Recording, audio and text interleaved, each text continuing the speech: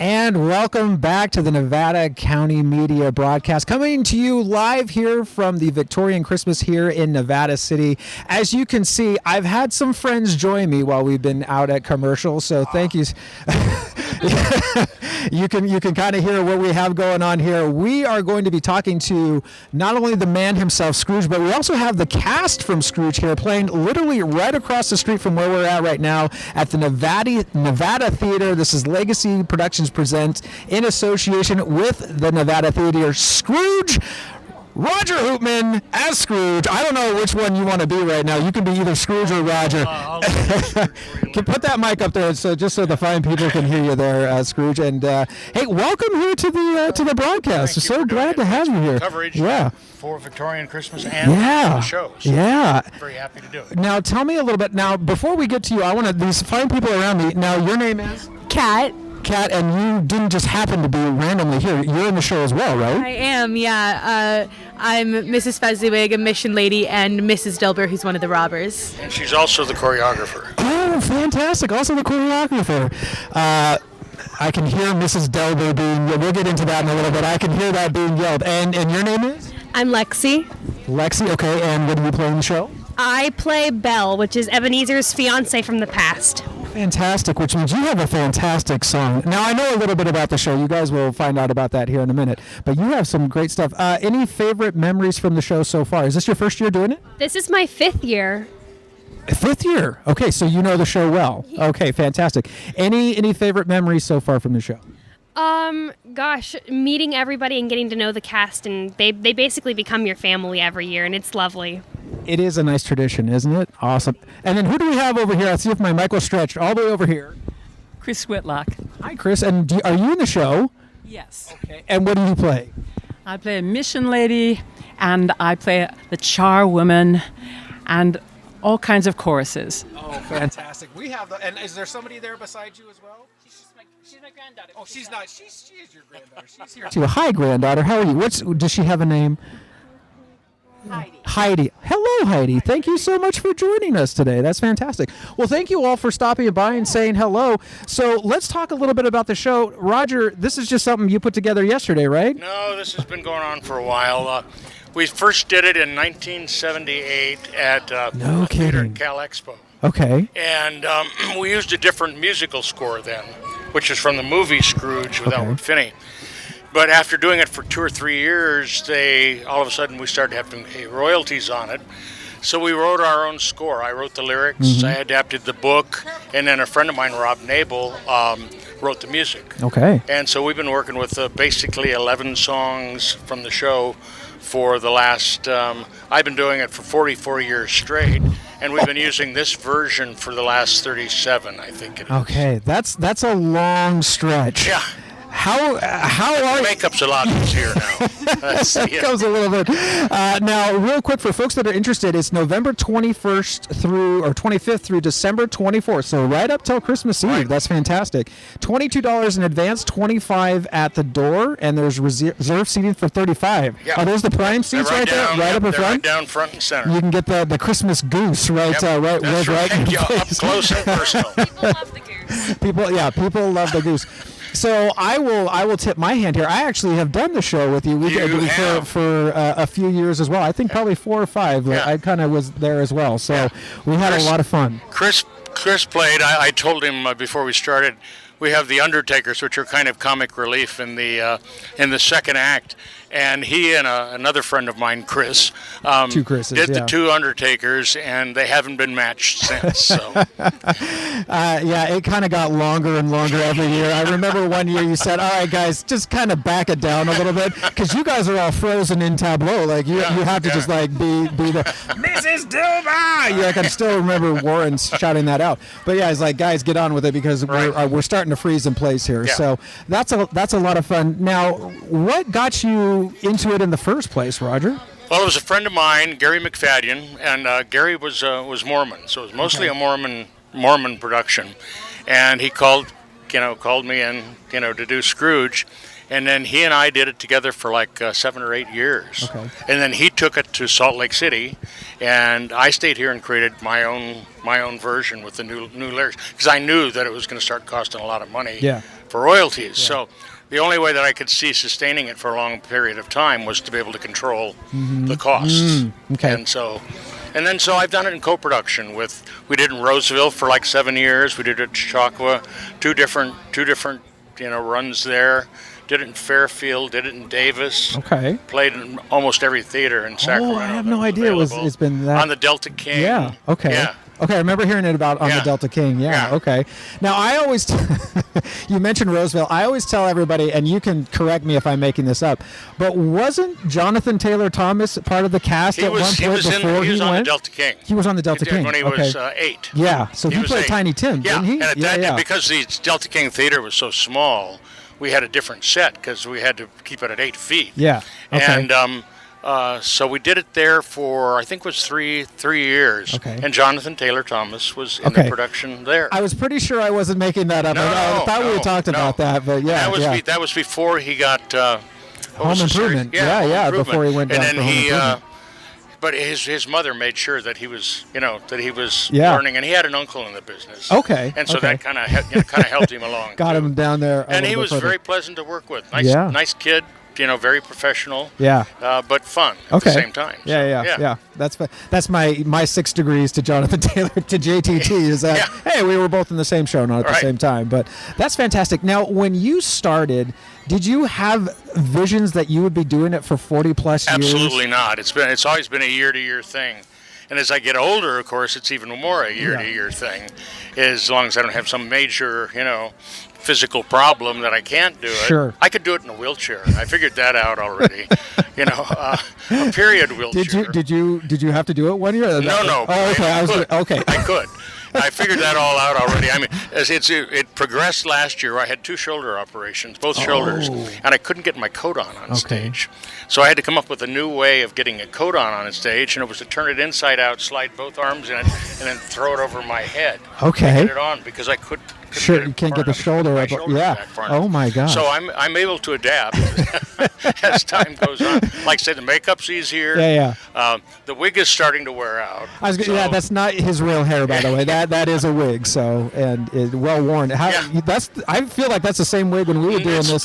This one probably is because I used one for about 20 years. Okay. Yeah. And then replaced it. Okay. And there's been nobody around that I can find that does that kind of work. So I found ways to fix it myself. That's what you do in the theater. Is if you can't find somebody else to do it, you do it. You find a way to do it yourself. You get real creative. Yeah. So, any favorite memories doing the show? Now, how long have you been doing it? This is my 5th year doing the show. Okay, man, you guys are veterans. Yeah. Like you're not like. I've been when Cassie and I joined it the same year, so she's like my sister. Oh my gosh, that's awesome. So, any favorite memories or things that stand out? My favorite memory is coming back to the show last year after the break from COVID and seeing how tall Sawyer got. Oh my gosh, Sawyer. He shot up he's like. I'm guessing Tiny Tim. Was he tiny? No, he's 14 now, and he's like 6'5" at least. He's about to turn 14, I think. Yeah. But he's like 6 foot. He's way taller than 6 foot. Yeah. He's like 6'5". Yeah, no. 6'5", and I remember meeting him when he was like this tall on me, and so like he just shot up one year, and then we come back and we're like, oh my God, are you sure you're still small? We got creative during the COVID because we couldn't do the full production. We did a radio version. Okay. And it played on KNCO. Okay. And then we've got a lot of it on DVD. Yeah. DVD, CDs. Yeah. So it was that 1 year I didn't want to skip a year, and nobody else. We had to use just a small number of people because we couldn't have that many people close together for COVID. Yeah. So we actually did it in a trailer home of a friend and set it all up, and would just have people come in 1 or 2 at a time. No kidding. Do the voice work, and then Les Solomon, our production manager, he put the whole thing together. No Really kidding. nice version. Wow, that's awesome. And now, like, kind of. Maybe not on It'll purpose, go but on we in have history. it now actually recorded in a really high production way. That's Yeah. fantastic. Lexi, you were going to say something? Oh, I forgot what I was going to say. Oh, okay, never mind then. That's fine. That's all right.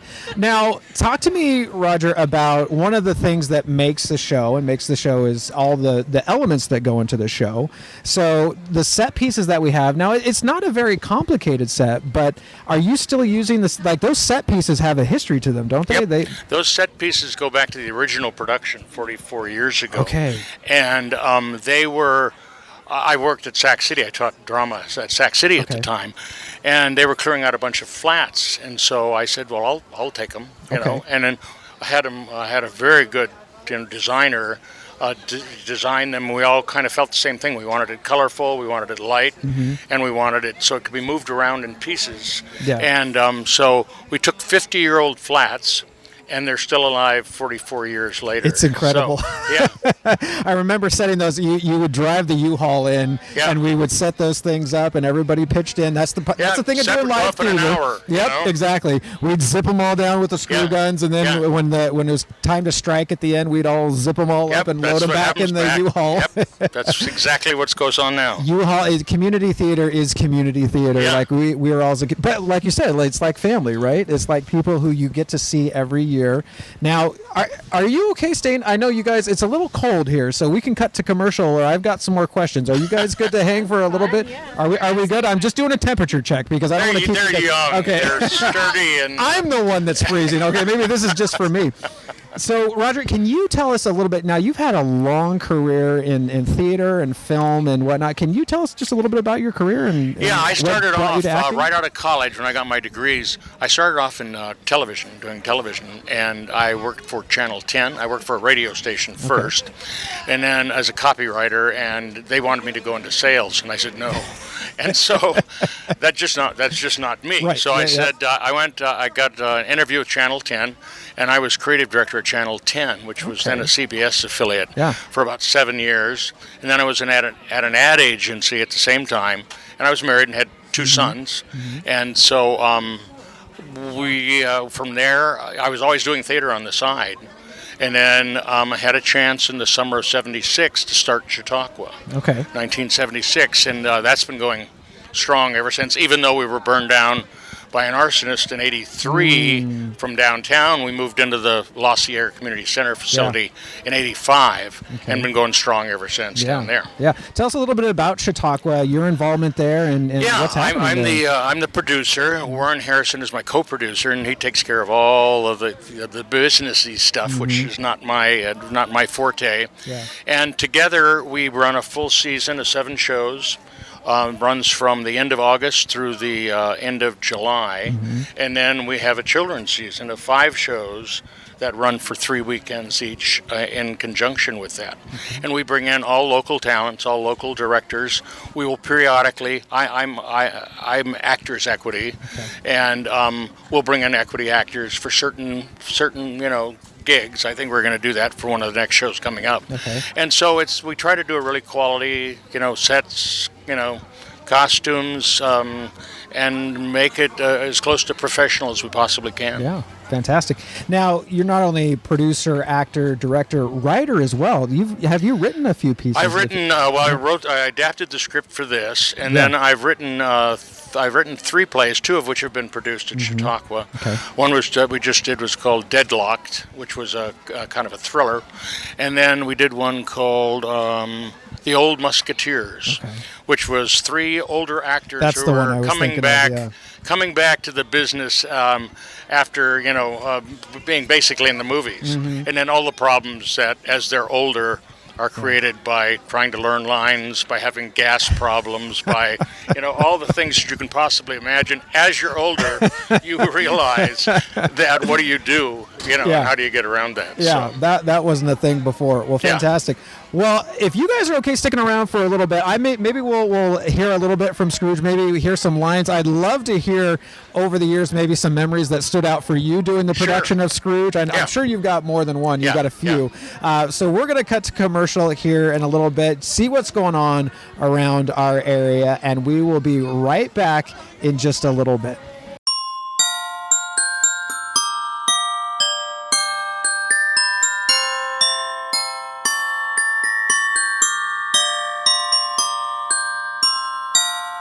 Welcome back to Nevada County Media's broadcast here from Victorian Christmas here in beautiful Nevada City. There is so much going on. My name is Chris Quandt. I'm your host for this evening, and I am joined by the wonderful cast from Scrooge playing at the Nevada Theater right across the street here from us, and we are excited to have them here. So thanks again, you guys, for joining us. Now, before we went to break, Roger, you probably over the 44 years that you've been doing it now? My goodness.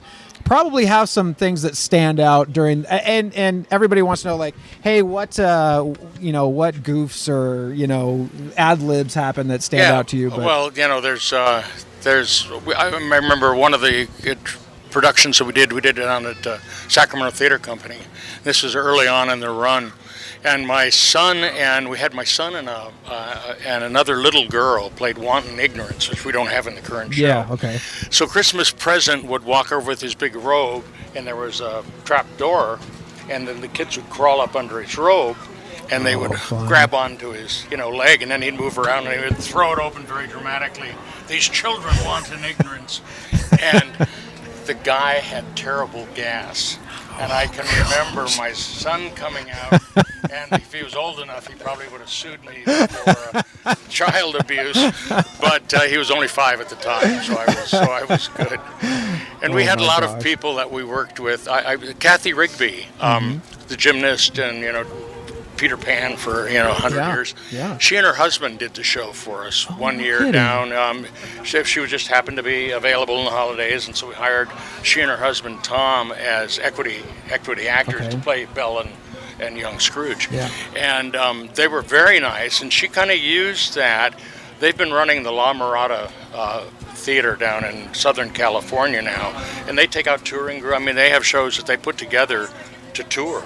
And so that was kind of his first foray, and she hadn't done much theater at the time. No kidding. So that was kind of a kickoff for her before she did Peter Pan and a lot of the other things. Kidding. So, oh my gosh, I'm running all this. So I still have some contact. They'll email me and say, I've got this show that we'd like to tour up to Northern California. Can you tell us what theaters might be interested in it and that sort of thing? Oh, fantastic. So obviously it's been in a lot of places. 44 years is a long time to do a production, finding different spots.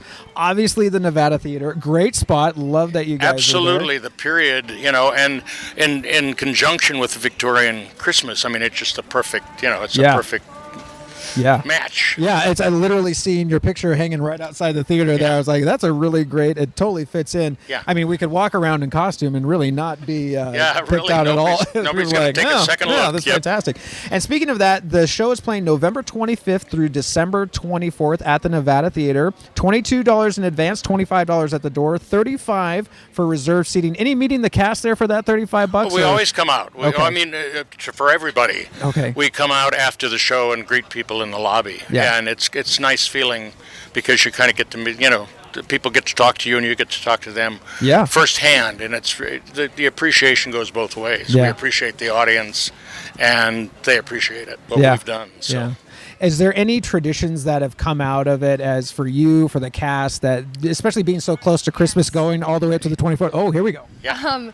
During our student matinees, we always get 3 particular questions, two particular questions, which is 1, how does Christmas present get on top of the bed? And B is, who is in the coffin? Because the coffin will open up. And it's always been a tradition to say Christmas magic to both of those questions. And it makes the kids go crazy. Yeah.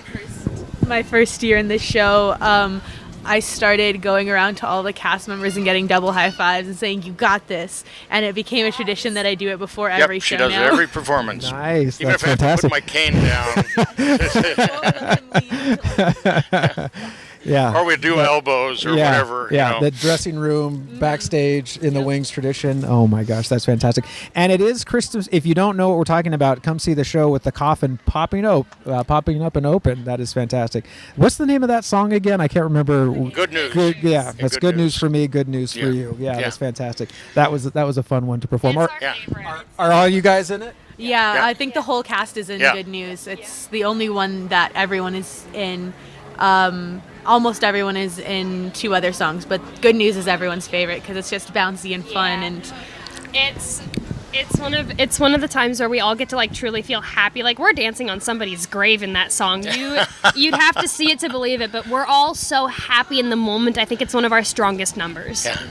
It really is. The show really builds up to that, and it's just it gets pretty heavy, and it's going to get a little heavy after that, but it's just kind of a nice moment for everybody to breathe, and just this nice comedic relief moment that you can kind of let go. And I believe you're off on the side just observing the whole thing all the time. The whole show, I don't leave the stage. Yeah, that's except at that's intermission. Right. That's right. I do want to point out too that Sula Gate is Yes. the director and the head of Legacy, and she just does an excellent job working with everybody, and all the problems that arise in a production she handles very well, and we with we grace, all love I'm sure. her, so. Yeah, that's fantastic. And been up here for 5 years? 6 years. 6 years. There now. was a Okay. year we did the 1 year when the COVID was really bad. That's when we did the radio production, but I count it. Because we did the show that year, but we only did it once, and it was recorded and edited and produced in a different way. Okay, yeah, and I love it. We had to get creative. Like artists had to get creative during that point anyway. Yeah. And like I said, what a great option to have now, like permanently recorded there. Right, So right. Heidi, I'm seeing you out of the corner. Can you just say hello real quick? Can we just get a quick hello from you? Hello. How are you doing? Anything fun that you've seen today while you've been walking around the streets here at the fair? I've seen one of my friends from school, and I thought that was really funny. And also, and it's really cool seeing Scrooge. Have you seen it? Yes, I have. Do you have a favorite scene? It's good news. It's a good one. That's a good one. And did you see that Christmas tree walking around? Yes. Did you get a picture with him? No. Yeah, I kind of debated that too. I'm like, I mean, I'm not super afraid of people in Christmas tree costumes, but that one was a bit much. Yeah. It's just. So I'll be remiss if I don't share one of my favorite memories. And you being on stage all the time, you would have never seen this. So when we did it together a few years ago, it was a few years back. We were at Magic Circle Theater in Roseville, so that was Roseville, and how that was set up was there was the dressing room was down below the stage, so there was this. I don't know how that ever was coded, but you had to remember that rickety kind of wooden stairwell that we went down to get to the dressing room downstage. Well, at one point during the thing, I was back. I think it was the second act there. I'm backstage, and it was when all the fog machines were going, and the intake for the air was down below the stage, and you could just see the fog just rolling over and just being sucked right down into the dressing room. I remember going down there. There was like, and that's the beauty of theater is all the different spots. But that was a beautiful venue to do that as well. Yeah, it was. And run up and down. Last year or the year before COVID, they were filming one night near the end of the run, and Roger pulled out the basket of gifts for the Cratchit family, and then like pulled a rocking horse out to hand to Tiny Tim, and he said, "This is for you, Tiny Tim," and the bottom of the rocking horse fell off, and it was one of the nights. It was one of the nights that they were filming for it, and I was so excited to see that on the film, but it turns out they filmed the second night already, and they used the other night for that scene, and I was like, no, I wanted that moment. I was a Cratchit in that scene. I remember I was sitting there on the floor watching it. It just plopped, and I'm like, oh no. That is the beauty of live theater. It goes on, it goes on, whatever. So. There's a lot of funny stuff that happens backstage too, like Sawyer, as we mentioned before, like there's a mallet that we use to hammer the coffin down during Good News, and Sawyer and I were goofing around backstage, and he hit me in the mouth with it one time. It was pretty painful, but we look back on that and laugh. There's a lot of stuff. It's great. It's for the people that are in it, obviously the people that come enjoy it, right? But for the folks that are in it, there's that bond that you create, and getting smacked in the mouth with a hammer is absolutely one of them. There's another time also during Good News. I think it was last year. Was it when Phil had the hammer and the top just broke off? on stage while he's hammering it, and the top of the mallet just comes tumbling off, and he you just kept kick it hammering aside with the and stick. on you go. Kick it aside and you mumble and you just get it out of here. Yeah, that and the Undertaker's there is it's really great. I think that's about probably the most improv freedom I've ever had. Is you just get to mumble your lines. There's no really discernible lines, but that's really fun. Hey, speaking of that, would you be open to doing a little getting in character here for Scrooge and giving us a little bit of a line reading here? When Cratchit leaves, it's he yells out, "Merry Christmas," just to do me. Christmas, bah, humbug. 2 mortgage foreclosures and a bankruptcy to be completed, and he has to have the whole day off. I'll have to be here all that much earlier in the morning to finish all of his work. It only comes once a year. Bah, provisions for the poor and destitute. Humbug. Christmas is a good time, Uncle. People. I hate people. Cue the music. Yeah. So it's hilarious. I can hear you guys whispering the lines behind me. We know it by Yeah, heart. yeah. Both of us are part of the set change to pull the counting house off in the song that comes after. So up until about when Cratchit leaves to the cue in the song for us to come on stage, we just mouth the words at each other every single night. So we know it really well. I guess you could say that that's one of another tradition that we do. It's just every time we're just backstage, and then we'll also mouth the words to the song and have our own little actions to do with it. It's amazing. So I will just tell you, if you fast forward, and I'm using myself as the example from 10 years, I think 10 years was the last time I was around it. I was mouthing it right along with you. So that actually doesn't leave you. I will just tell you, it's so going to be traditional. That and Fred's speech. Yeah. Christmas. Yeah. I think I could quote a good 3/4 of the show along with the people acting in it, just without even thinking about it. Yeah, it's a group reciting of the show going on. That's it. Being in it for 5+ years, you know it by heart, like inside and out. I was with the company with the first time these two were there, and this lady was a robber, and we all sat on her, which was really fun. But back then, everybody was trying to, just do their lines, and to watch them now after being gone for 3-5 years, that they holler, they know the words. I'm going, oh my golly, there's 2 shows going on here. It's fun. Do it in your sleep, right? You wake up. If I remember, you just wake up to the songs going on in your head, like they don't leave you. It'll be the middle of June, and Christmas joys will pop into my head, and I have never ever been on stage and singing that song. I've never been a Cratchit, but I know it. Yeah. Do you even have to look at the script anymore before? Yes. Yeah, Okay. I always read. I read through it, when we're ready to start up again, and of course I work through all the songs, the lyrics, make sure, and then we rehearse for 5 or 6 weeks, and I'm there for the bulk of the rehearsals for everybody else, so they know what I'm doing, so it gives them an idea of what they're reacting to as the show goes on. Yeah. Now, as you guys know, this is a little inside theater term here, but it's called Tech Week, which we call Hell Week. Hell Week, yes. How is Hell Week? Is it any less hellish for you guys now that you've been in 5 years? It was especially bad this year because I think everyone who's still in grade school got sick at the same time, and it was the weekend that Hell Week started. So they were all out when Les was doing the tech stuff. And I remember Darren, the boy who plays young Ebenezer, his name is Robert, his dad and I were there, and we kind of went on stage as Belle and Ebenezer.